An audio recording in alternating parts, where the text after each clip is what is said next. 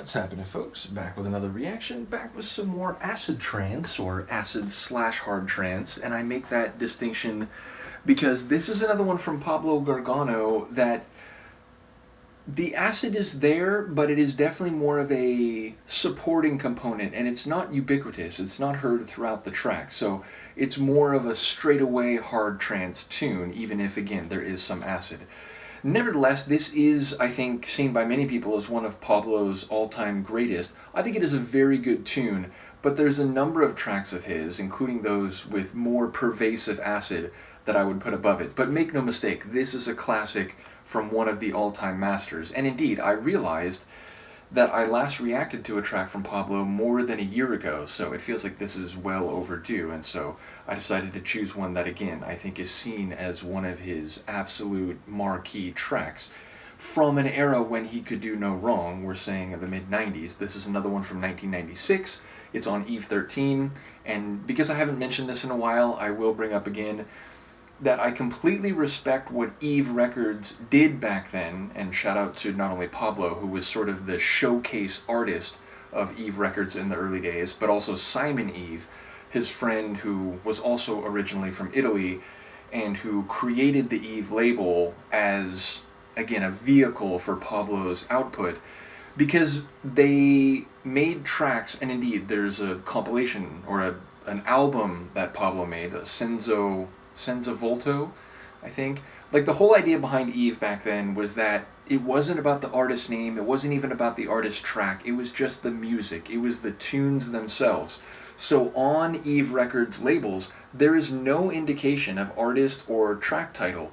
Now eventually, way late in the original run of Eve, like from releases like 24 to 30 or whatever it was, the last, several on the label before it went dormant for a long time, they did actually put track names and artist names, but yes, for the majority run, like the most legendary part of the catalog, you just, it was like, oh, do you have Eve 13? Yeah, track B2 on Eve 13 is awesome. Now, over time, a lot of people, word of mouth, DJs talking to each other, and so on, it became clear that Pablo Gargano was all over Eve, and indeed, there's another artist who was on Eve during the golden era, David Craig, a friend of Pablo's, who I believe he met in Northern Ireland, but even his tunes are, like, engineered and produced by Pablo, so, yeah, even the ones that weren't officially by Pablo, they bear his hallmarks all over them. So,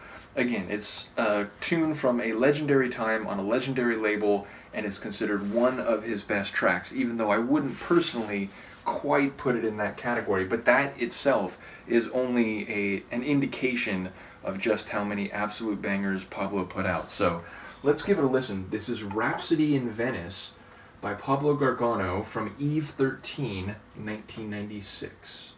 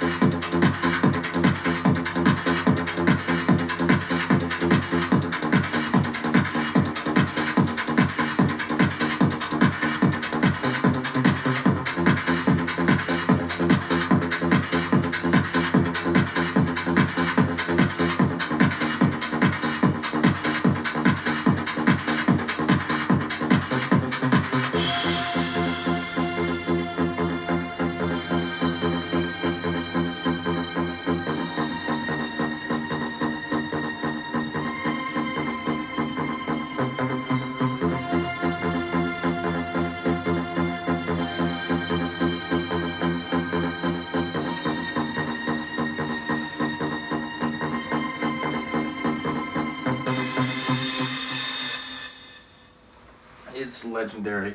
Again, it may not be even in my like top 5. I don't know, maybe not even top 10.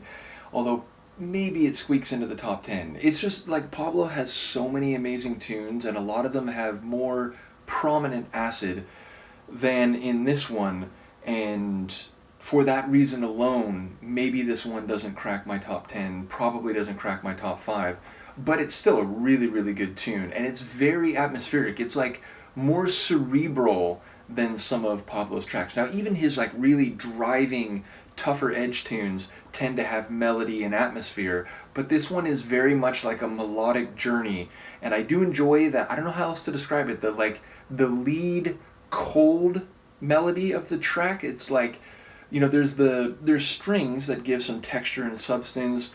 There's, I think, again, a couple like acid like arpeggios that come up and go back down, and there are some random one-off noises, which I've talked about it in many previous videos, but the eclectic eccentricity of Pablo's tunes, where it's not just everything in a little loop, or it's like, 2 of these per measure, 4 of these per measure, and everything is neat and tidy. There's often these like one-off sounds, like kind of arrhythmic, like outside the structure of the track, but they sort of, cruise through, or one just kind of flowers up and then just is left there by itself. And it's those eccentricities that I think make his tracks just on another level, because it's like they still work rhythmically, they still have, a melody that comes back around, they still have a, driving electric, sometimes acidic bass line. But yeah, there's these little touches where they're kind of these one-off moments, and they really do make the track a more unique experience. But yes, again, I love that lead cold melody, and I enjoy the way like the track opens and it's sort of, cycling around. Again, eventually we get some sweeping strings, and just the overall experience is one of like, being on a mental journey. Now, part of that, I think, is when I was listening to Pablo, and the first few tracks of his I knew, they were on DJ mixtapes. And back then, a lot of like trance and techno DJs, when they put out a mixtape, they wouldn't even include a track list, which always kind of annoyed me. It was like, I want to know what these tunes are. I want to buy tunes myself. Now I get it. Like some DJs may have considered like, this is my secret weapon. No one else is playing this record, and so when they would put out a tape, maybe they didn't want to put it out there because then everyone's going to go try to see if they can find a copy and whatever. Although that wasn't as easy back in the day as it is now. You still had to go to record shops and ask, look through the stacks, and if it wasn't there, maybe ask, like, do you guys take special orders? And if they knew what you were looking for, maybe they could get a copy. Anyway, I sort of get why some DJs would do that, but like, on my mixtape that I put out at the end of the 90s, I had a full track list in order, and I say that because I remember a DJ who I listened to a number of his mixtapes.